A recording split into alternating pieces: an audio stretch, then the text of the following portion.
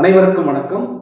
இன்றைய தினம் உலக உத்தமர் காந்தியாரின் நினைவு தினம்.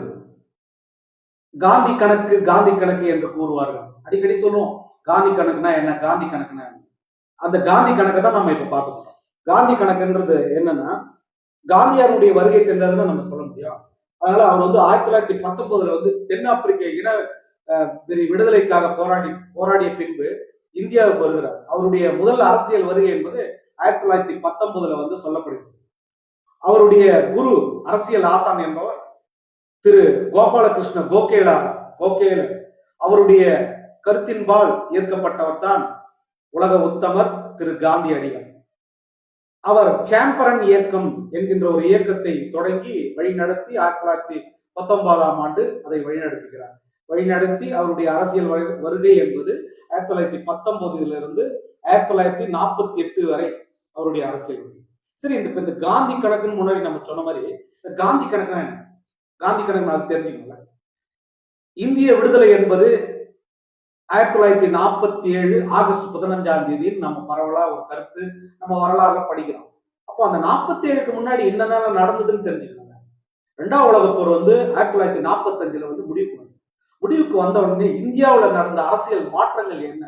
1940 ஒரு அரசியல் அமைப்பு சட்டத்தை உருவாக்கி இந்திய சுதந்திரத்தை கொடுக்கணும்னு வலியுறுத்தி லின்லிகோ என்கின்ற ஒரு ஆங்கிலேயர் சொல்றாங்க அந்த ஆகஸ்ட் கொடை என்று அறிவிக்கிறார். அப்போ அன்னைக்கு இருந்த காங்கிரஸ் கட்சிக்காரங்க என்ன சொல்றாங்க, இந்த ஆகஸ்ட் கொடை, அதாவது ஆகஸ்ட் ஆஃபர் நாங்க புறக்கணிக்கிறோம், இது எங்களுக்கு உடன்பாடு இல்லை அப்படின்ற போது காந்தியார் தலைமையில அதை புறக்கணிக்கிறாங்க. மறுபடியும் 1942 அதாவது கிரிப்ஸ் தூதுக்குழு என்று அனுப்புகிறார்கள். Stafford grips, AV Alexander, பிளத்திக் Lawrence என்கிற மூன்று ஆங்கிலேயர்கள் லண்டன்ல இருந்து அனுப்புறாங்க. அப்போ அனுப்பும் போது தான் காந்தியார் அந்த கிரிப்ஸ் தூதுக்குழு கேலி செய்யறாருன்னா கிண்டல் செஞ்சு பேசுறாரு. Mister Cripps, I will not accept this Cripps mission. உங்களுடைய வேலையை நீங்க பார்க்கலாம், நான் இதை ஒத்துக்க மாட்டேன் அப்படின்னு அது ஃபெயிலியர் ஆகுது. காரணம் என்னன்னா 1942 ஒரு மிகப்பெரிய போராட்டம் இந்தியால நடக்குது. அது என்னடான்னா, ஆகஸ்ட் 7-8 தேதிகள்ல வெள்ளையனே வெளியேறு, ஆகஸ்ட் புரட்சி செய்யறார். கத்தியின்றி ரத்தமின்றி யுத்தம் ஒன்று வருகிறது. We drain our veins, let us do or die our country. John ரஸ்கினுடைய கருத்துக்களால் ஈர்க்கப்பட்டவர் திரு காந்தியார் அவர்கள். அவர் தான் சொல்றார், we drain our veins, let us do or die என்கின்ற கருத்து, செய் அல்லது செத்து மடி என்கின்ற தனிநபர் சத்தியாகிரகத்தை முன்னெடுத்து காந்தியார் அவர்கள் நடத்துகிறார். அப்போ அந்த கிரிப்ஸ் தூதுக்குழுவும் புறக்கணிக்கப்படுது காங்கிரஸ் கட்சியால, காந்தியாரால. 1945 வேவல் திட்டம்னு ஒண்ணு உருவாக்குறாங்க. லார்ட் வேவல் அப்படின்றவர் அந்த அரசியல அந்த சட்டத்தை உருவாக்கி இந்தியாவுக்கு சுதந்திரம் அப்படின்ற அந்த கருத்தை வலியுறுத்தி அரசியலமைப்பு சட்டத்தை உருவாக்கணும், அதுக்கு முன்னாடி ஒரு தேர்தலை நடத்தலான்னு ஒரு கருத்தை வேவல் அறிவிக்கிறார். அப்போ ஒரு இணக்கமான சூழ்நிலை இந்தியாவில் நடைபெறல. காரணம் என்னன்னா, இந்த இந்து முஸ்லிம் பிரச்சனை ரொம்ப அதிகமா இருக்கு. அவங்களுக்குள்ள இந்த இந்துக்களுக்கும் முஸ்லிம்களுக்கும் ஒரு பிரச்சனை நடந்துனே இருக்கு.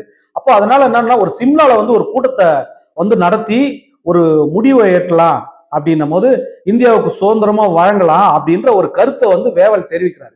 அப்போ இந்த வேவல் பிளான் சக்சஸ் பண்ண முடியல, அது வெற்றி அடையல. அப்போ அப்படின்னு இருக்கும்போது இங்கிலாந்துல ஆட்சி மாற்றம் ஏற்படுது. 45 ஒரு ஆட்சி மாற்றம் ஏற்பட்ட பிறகு டோரி கட்சின்னு சொல்லுவாங்க, அதாவது வின்ஸ்டன் சர்ச்சிலுடைய கட்சி, பழமைவாதர்கள் கட்சின்னு சொல்லுவாங்க, கன்சர்வேட்டிவ் பார்ட்டி. அவங்க அந்த தேர்தலில் இங்கிலாந்துல தோல்வி அடைகிறாங்க. தோல்வியை சந்திச்ச பிறகு கிளெமெண்ட் ஆட்லின்றவர் பிரதமர் ஆகிறார். இங்கிலாந்துல பிரதமர் ஆன உடனே இந்தியாவுக்கு சுதந்திரத்தை அறிவிக்கலாம். அப்போ அவர் என்ன பண்றாரு, வேவலை திருப்பி அழிச்சிட்டு அப்ப லார்ட் மவுண்ட் பேட்டன் ஒருத்தர் அனுப்புறாரு. கிளெமெண்ட் ஆட்லின்றவர் அவர் பிரதமராக இருக்கிறார். 1946 ஒரு கேபினட் மிஷன் பிளான் உருவாக்குறாங்க. அதாவது அமைச்சரவை தூதுக்குழு. இந்த அமைச்சரவை தூதுக்குழு, நான் சொன்ன இத்தனை சட்டங்கள்ல முக்கியமான சட்டங்கள் எதிரான அமைச்சரவை தூதுக்குழு என்று சொல்லுவார்கள். இந்த அமைச்சரவை தூதுக்குழுல தான் செப்டம்பர் 2 நேரு தலைமையில பண்டித நேரு தலைமையில ஒரு இடைக்கால மந்திரி சபையை உருவாக்குறாங்க. அப்போ இதுல வந்து முஸ்லீம் லீக் 4 இடமும், காங்கிரஸ் கட்சி வந்து ஒரு 6 இடமும் வந்து மந்திரி சபையில உருவாக்கி மொத்தம் ஒரு 9 14 மந்திரிகள் கொண்ட ஒரு குழு வந்து உருவாக்குறாங்க. அப்போ உருவாக்கும் போது என்ன சொல்றாங்க, ஜின்னா வந்து இந்த இடைக்கால மந்திரி சபையில வந்து நான் பங்கேற்க மாட்டேன். முகமது அலி ஜின்னா பாகிஸ்தான் விடுதலைக்காக போராடியவர். அவர் வந்து சொல்றாரு, இல்ல நான் இந்த மந்திரி சபையில முஸ்லீம் லீக் பங்கேற்காது. ஏன்னா ஒரு மந்திரி சபைக்குள்ளே ஒரு மந்திரி சபையை உருவாக்கணும், எங்களை பிரதமர் ஆக்கணும், அதாவது என்ன பிரதமர் ஆக்கணும் அப்படின்ட்டு ஜின்னா சொல்றாரு. இதுக்கு வந்து காங்கிரஸ் கட்சியில இருந்தவங்க அன்னைக்கு பண்டிதர் நேரு, வல்லபாய் பட்டேல், ராஜேந்திர பிரசாத் இவங்கெல்லாம் என்னன்றாங்க, உங்களை வந்து நாங்க எப்படி பிரதமர் ஆக்க முடியும், இந்தியாவில் பிறந்தவர் தான் ஒருத்தர் பிரதமர் ஆகணும்னு சொல்றாங்க. அப்போ அப்படின்னும் போது இந்த பிரச்சனை வந்து அதிகமாகுது. உடனே என்ன பண்றாங்க, லார்ட் மவுண்ட் பேட்டன் வந்து இங்க வந்து அவர் வந்து கவர்னர் ஜெனரலா வராரு, இந்தியாவின் வைஸ்ராயா இருக்கிறார். அப்போ அவர் என்ன சொல்றாரு, உங்களுக்குள்ள ஒரு பிரச்சனைக்கு வந்து ஒரு தீர்வு காணுங்க சுமூகமா, இந்த பிரச்சனையை எப்படியே வச்சுன்னு இருக்கக்கூடாது, இன்னும் அது வந்து இந்த பிரச்சனை அதிகமா தான் ஆகும் அப்படின்னும் போது என்ன பண்றாங்க, இந்த மந்திரி சபையில நீங்க பங்கேற்குங்கன்ட்டு ஜின்னா கிட்ட பேசுறாரு மவுண்ட் பேட்டன். ரொம்ப இறங்கி வந்து இந்த முஸ்லீம் லீக் கட்சிகிட்ட. இல்ல அவர் நான்றாரு, இல்ல நேரடி நடவடிக்கையில இறங்க போறோம், கல்கத்தால என்ன நடந்ததோ மத கலவரம் பண்ணோமா அதே இங்க பண்ண போறோம் அப்படின்னு சொன்னும் போது, அப்ப என்ன பண்றாங்க, இந்த மந்திரி சபையில புறக்கணிக்கணும்னு சொல்லிட்டு டைரக்ட் ஆக்ஷன் டே அப்படின்னு ஒண்ணு உருவாக்குறாங்க. சொல்றாரு, யாருன்னா பிரகடனப்படுத்துறாரு முகமது அலி ஜின்னா. 1946 ஆகஸ்ட் 16 வந்து நேரடி நடவடிக்கையில இறங்குவோன்ட்டு பந்த், அதாவது காலவரையற்ற வேலை நிறுத்தம், தொடர் போராட்டங்கள்லாம் நடத்துறாங்க. அப்போ மதமாற்ற நிகழ்ச்சிகள் நடக்குது, அப்ப கற்பழிப்புகள் நடக்குது, அப்போ வந்து சூறையாடப்படுறது, சொத்துக்கள் சூறையாடப்படுகிறது, கொள்ளை அடிக்கிறாங்க, கொலை பண்றாங்க அங்க இருக்கு. அப்போ அன்னைக்கு என்னென்ன இருந்துச்சுங்கன்னா, அதாவது கோயில்கள்லாம் மசூதி ஆச்சு, மசூதிகள்லாம் கோயில்களான மாதிரி இங்க இந்து முஸ்லிம் பிரச்சனை ரொம்ப அதிகமா இருந்ததால அப்ப மவுண்ட் பேட்டன் என்ன பண்றாரு, வேற வழியே இல்லை, நம்ம வந்து இந்த 3 பேரையும், பட்டேல், நேரு, ராஜேந்திர பிரசாத் 3 பேரையும் நம்ம அழைச்சி லண்டனுக்கே இட்டுன்னு போய் நம்ம வந்து கூட்டிட்டு போய் நம்ம பேச வைக்கணும். என்னென்ன சொல்லணும்னா, இந்தியாவில் இந்த பிரச்சனை எல்லாம் இருக்குது அப்படின்னும் போது வேற வழியே இல்லைன்னும் போது பாகிஸ்தான் பிரிவினை என்கின்ற ஒரு திட்டம் உருவாகுது ஜின்னா மனசுல. அப்பதான் என்னன்றாரு, இந்தியாவை 2ஆ பிரிச்சிருங்க, bifurcate the India, one is Pakistan and another one is India அப்படின்னும் போது பாகிஸ்தான்றத பிரிச்சு என்ன பண்றாங்க, பாதி இடத்த வந்து பிரிச்சிடுறாங்க. பிரிச்சு பாகிஸ்தான் ஒரு நாடு உருவாகுது. ஜூன் 3 1947 ஒரு தீர்மானம் நிறைவேற்றுறாங்க.